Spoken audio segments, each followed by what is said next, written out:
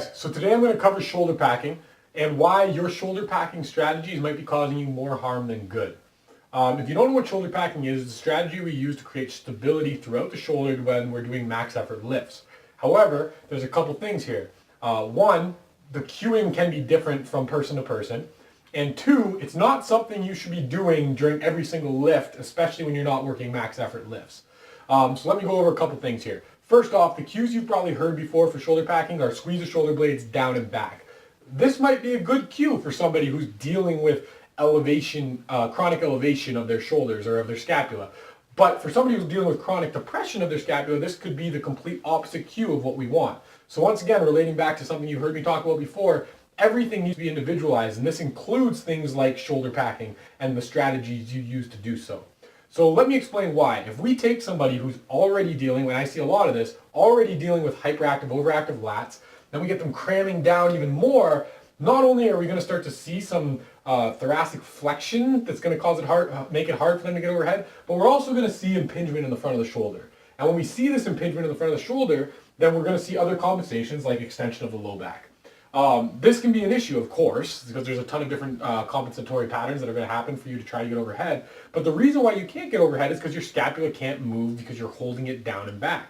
The scapula needs to be able to move in a bunch of different ranges. It must be able to depress, elevate, upwardly rotate, downwardly rotate, protract it or abduct, and then adduct and retract, right? It needs to be able to do all those things. And if it can't move freely, then when you go ahead and try to do those overhead movements you want to do or whatever other area you want to move in with your shoulder joint, you're going to feel that impingement or that pain. So let me show you really quick what it looks like so that you can actually see and why it's important to think about what strategy you're going to use when you're going to pack the shoulder, or why you shouldn't be doing it all the time. So if I'm here and I take my shoulder blades and I pull them down and back as hard as I possibly can, you'll notice that I kind of roll forward a little bit. And then when I go to this overhead position, I'm going to get blocked. You'll see that my traps are super long here, and I can't get my hand any higher than this because I'm hitting a block on the front of my shoulder. And this is all because I'm locking those shoulder blades down and back, using my lats too much, and they're already overactive. And now I can't get overhead. Usually what we're looking for with our shoulder packing is actually trap activation, upper and lower trap activation to retract the shoulder blades so that we can get to a packed position when we're doing these type of movements. So if I do that on the other hand and I kind of elevate my scapula and retract, you'll notice that I'm able to get thoracic extension and retraction of my cervical spine as well. And now as I go overhead, I'm getting that upward rotation on this side with my scapula. It's also protracting around the outside of my rib cage. If I turn to the side, you'll be able to see it even a little bit more. But as I go to this overhead position, my serratus is going to turn on to keep my rib cage down and to pull that scapula along the thorax. Well, the serratus in combination with the lower trap function to keep that posterior tilt as we go to that overhead position, and it keeps it fixed. Keeps the scapula fixed to the rib cage as we go into protraction there. So that inferior border stays nice and tight. Inferior border of the scapula stays nice and tight. So it's extremely important, especially if we're doing overhead positions. So what does this all mean in the long run?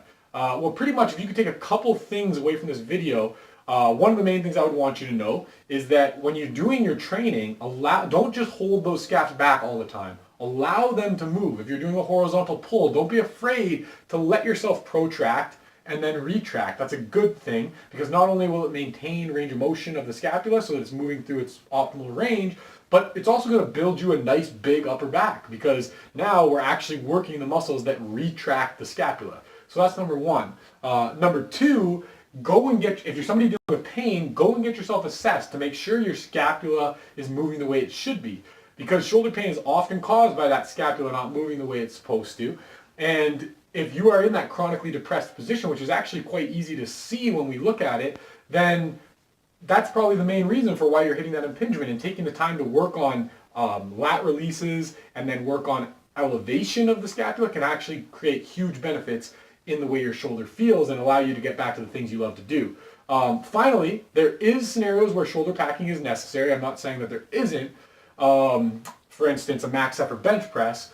But under those scenarios, make sure you have a strategy for shoulder packing that is specific for you. Don't just always assume down and back is the way to go. I have certain people that benefit more from actually elevating and then retracting to get to that position because their lats are so hyperactive. So if you can take anything away from this video, hopefully those things help you out. And I'll talk to you guys again soon. Thanks, guys.